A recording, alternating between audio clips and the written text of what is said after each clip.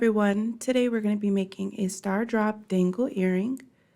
We're going to be using sterling silver findings. We've got our chain, ear wire, jump ring, and stars. First, we're simply going to start by attaching our 3 assorted chain lengths to the jump ring. You can cut them to whatever length you desire. And again, you can use 1, 2, 3, or more chains to create your chandelier effect. Once you've attached all 3 as I've done, you will go ahead and simply close the loop. Our next step is going to be to add the star charms. We're going to grab a jump ring for each star charm and attach it to the bottom of the chain.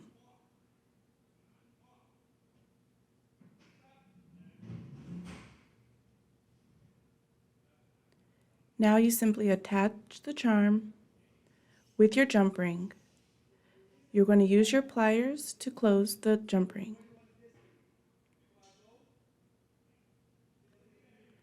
You're going to repeat the same step on every chain that you've cut. As you can see, I've had the 1 done, and I will follow that with 2 and 3. Your earring is pretty much almost finished at this time. All you've simply got to do is attach the ear wire. You go ahead and open the loop on the ear wire. This is going to act as a jump ring into your other jump ring.